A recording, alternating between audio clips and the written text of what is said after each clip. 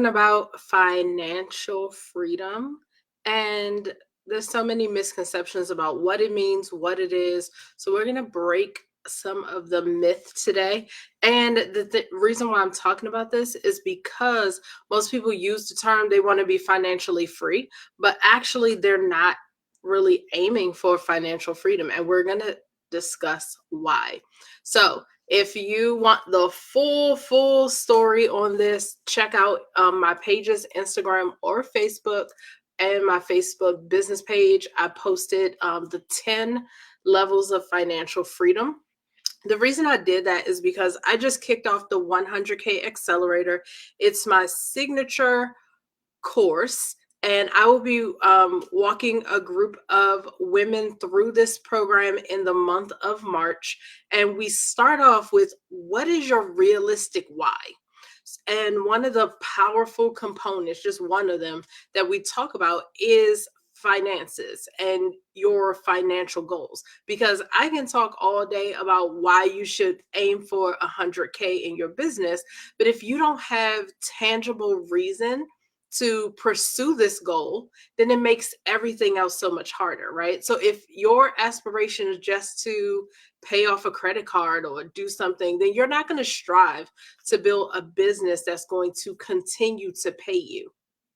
You can just do a side hustle, take up a part-time job. You can do so many other things, but I'm aiming to help you build a business that makes 100K business revenue. So I need you to have a solid reason why you're doing that. So we discuss a lot of stuff, our lifestyles, what types of businesses we want to run, and not just like, oh, I want to open this type of salon, but like, do you want to have staff? Like, what's the most efficient way to plan for that? Because then when we start to see what this costs, then aiming for that 100K becomes more of a necessity than like a cliche term. So tonight or today, I'm just going to go through financial freedom and why most people, even though there's 10 levels, will really only ever see level 3. And the sad part is most people only aim for level 3. So I'm going to share what that is. But welcome to Win the Day. I'm Tanika D'Souza for anybody who is new. I am the 100K challenge chick, and my objective is to help women business owners break the 100K income ceiling in their businesses. Do I work with guys? Have some of my clients already broken the 100K ceiling? Yes and yes. However, my mission is for more of us to break that 100K income ceiling. It's so important. We sacrifice so much. We put so much on the line, just our womanhood, right? Being moms, being wives, and all the other hats we wear, that I feel like at minimum, we should be breaking that 100K in our business. So that is my mission. That is what my business is all about. If you are an entrepreneur, if you're striving toward that first 100K, I invite you to the 100K Society. You can learn about that from the link in my bio, but it is a business coaching community. That's what we learn. That's what we grow. And that's what we hold each other accountable. So that's that about the backstory. So let's get to these 10 levels of financial freedom and why most people are only at a level 3. Right? Doesn't that even sound wrong? Like there's 10 levels to this, but most people are literally, they're striving to be at a level 3. So let's discuss what the levels are. And I have my notes on my computer. I feel fancy. Okay, so level 0, that's where we're starting, is financial dependency. Okay, so if you are at a level 0, this is when you are financially dependent on others. So this is typically categorized by childhood. Most parents take care of their kids. Their kids don't even have much clue about the finances. So that's kind of the first level of financial dependency. But 2, if you have more debt than income and you need outside assistance, you are also in level 0. Okay, so childhood, just completely dependent, and that's appropriate. Or if you have more debt than income and you need outside assistance, that is a level 0. I'm not judging. There is so much that has happened to us in the last 2 years since this pandemic has hit that some people were much further and they've had to live off savings or do other things in the last 2 years that could have taken them all the way back to a level 0. So, what I want you to listen for is, where am I now?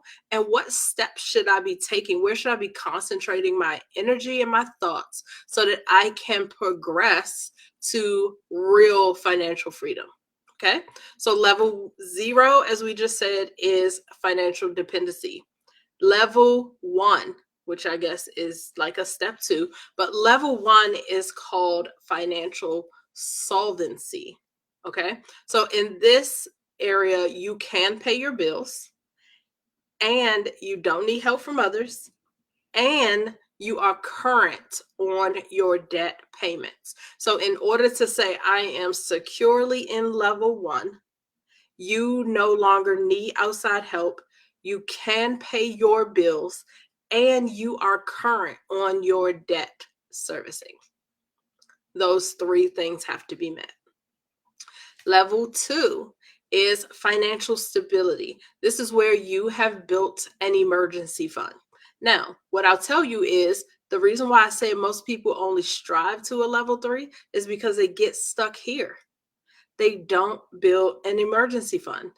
And if you don't build an emergency fund, the minute something happens, you're back into the place of putting everything on credit cards, needing outside help because you did not secure or plan for that emergency.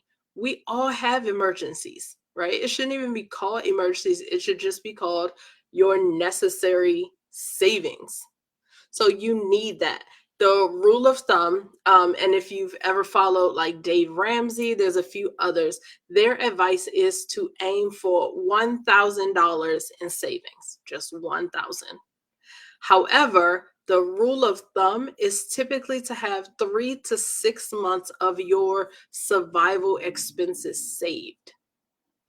3 to 6 months. So whatever that math is for you, I'm in the DC area, so I'm going to estimate about 4,000 or 4,500, just because there's barely any rent you can pay here under $2,000, right? So if you say 2,000 for that, and then car insurance and bill, keeping your lights on and food, I just doubled it. So let's say if your number turns to 4,500 and you're looking at 6 months of expenses, that's $27,000. So clearly there's a huge difference between having a $1,000 emergency fund and a $27,000 emergency fund, but ultimately your goal is to have an emergency fund. My suggestion would be, do what you can up front, with 1,000 being your minimum, and then aim that I want to get that account up to that 27,000. Now, granted, I use 4,500. Whatever your number is, multiply it by 6 and make that your go-to number. So if you can, if you're in a different area, and let's say your rent or your mortgage is under $1,000, and then your other expenses are barely over 1,000, then 2,000, and 6 months worth is only 12,000. Just do the math for your situation. I just used a number that I kind of created because in your survival, I want you to be considering your housing, your transportation, food, not luxury food and eating out, but just like what it takes to buy some groceries for your house, any insurances, and any major bills. So your light, heat, whatever else expenses you have. The luxuries are not included here. So that does not mean your cable bill. That does not mean all these other things that you do as hobby. Those are not included. Okay. So the goal is first to build the $1,000 savings or emergency fund. And then second is to ramp it up to 6 times your survival expense. So A lot of people get stuck there. I think I just shared that most people can't handle a $400 emergency. If a $400 emergency comes up in the United States, most families end up going back to needing help. They cannot manage a $400 emergency. So I want you to aim for that minimum, that $1,000. And level 3, debt freedom, right? I didn't say financial freedom. I said debt freedom. And debt freedom is characterized by you not having high interest debt. So you have paid off, you are free of high interest debt. For some people, they describe the debt freedom level to not include your mortgage and not include student loans, because those are typically lower interest and more long-term things that you're going to pay off. So it's really the credit cards, all the other miscellaneous things that you have charged or gone into debt for, those things are paid off. When you reach that point, the money that you have coming in, which for most of you would be from a job, you are not spending the majority of it on debt servicing. So it does absolutely change your life and change your trajectory of what you can do. So please note that I asked you in level 2 to build your emergency fund, and then level 3 was where you paid off the debt. It's important to build that emergency fund before you have all the debt paid off, because as you're trying to pay your bills, as you're trying to pay your debts, things will happen, and you don't want to go further in debt because you weren't able to handle an emergency should it arrive. So the reason I said most people won't even go past this is because I hear it over and over and over. I live in the DC area. You're just kind of taught, go to school, get a good government job, retire from that job. And people really aim that their big goal is to not leave a lot of debt for their family, is to be the closest they could possibly get to paying off that house. And that's really it. And I'm going to just be honest, that's not financial freedom. It's not. It's literally debt freedom.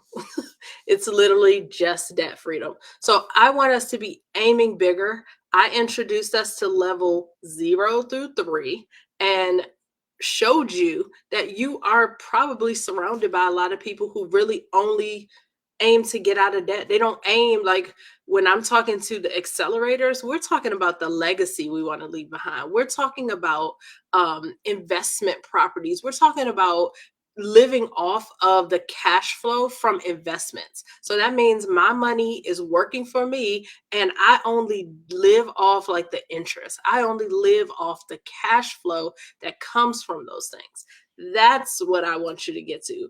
The other levels are called financial independence, financial security, financial flexibility, right? And this is where you not only have these emergency funds, but you have multiple times of your annual expenses saved, or that your investments are able to cover your annual expenses in multiples, right? So not just, okay, every year you make 60K and so your investments are now giving you 60K. I think at the very top level, well, one of them is your level 7 financial independence is normally calculated at 25 times your annual expenses saved. So you can maintain your current lifestyle, all your TV, recreation, everything else into retirement. However you live right now, when you have 25 times your annual expenses saved, then you can maintain your current lifestyle. So there's a lot to this financial literacy in general, but also to your financial freedom. So I want you to just focus on the 4 levels that we discussed today. If you are still in financial dependency and need assistance, then figure out how you're going to get on your own 2 feet, right? Level 1 was financial solvency, where you don't need help from others and you are current on your debt servicing and your debt payments. I really want all of us to strive to have that emergency fund and put a plan in place to pay down your debt. That to me is where life begins financially, because when you owe all your money to someone else, it really doesn't allow you to make really great decisions for yourself, for your kids, for your future, for your business. You're stuck. So we're going to all be better because we now know better. If you want to read the details of the 10 levels of financial freedom, please go back to my social media posts. I posted them, I think, yesterday. So they should be there for you to review. And if you are an accelerator, I want you to stick to this plan that we created. We did this exercise yesterday together. It was great. It was very eye-opening, but overall, I wanted these ladies to see there's so much more that I need to strive for, that this 100K is literally my first stepping stone. So that's the type of work that we're buckling down to do through the month of March. I'll be sharing some of the things that we learned. Clearly, it's a class and we're investing a lot of time and energy to learning and growing. But I want you guys to learn and grow as well. Y'all have a great day. Thanks for joining me, and I will talk soon. Oh, leave a comment. If you go to the page, leave a comment. I've never seen this before. This was enlightening. I aim to get to this certain level. Those are the types of things I want to hear from you guys. Have a great day. Talk soon. Bye.